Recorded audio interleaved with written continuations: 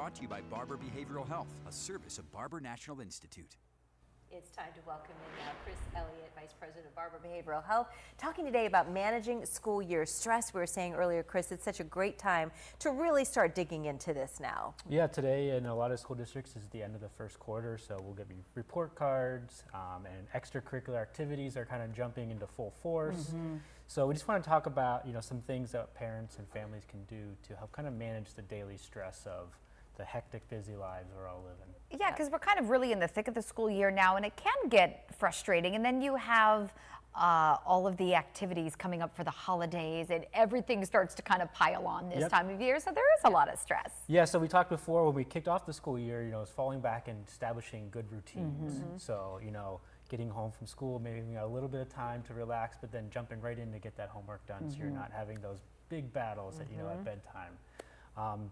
The other thing that we want to talk about is setting expectations that you as a family can all live with.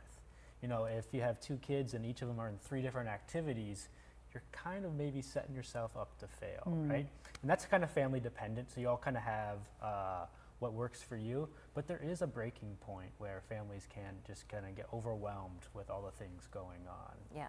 What are some great tips other than get the homework out of the way? What else can we keep in mind as we're helping our kids through this stage of life? So between kids and parents is having that open lines of communication, and encouraging your kids to kind of speak up when they feel stressed or overwhelmed, but also between parents. I was listening to a podcast the other day. Her name is Brene Brown, and she mentioned a tip that as parents, it takes 100% to be, parents. But sometimes I might only have 50 or 40, and my wife needs to have 60 or 70, but together we can get that 100%. So as long as you're communicating with your spouse or your significant other, that can go a long ways and say, I'm kind of feeling beaten down today.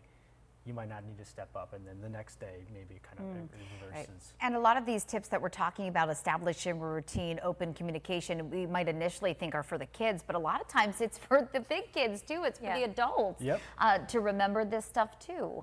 Yeah, the final thing that we want to talk about is between families and even the parents, self-care.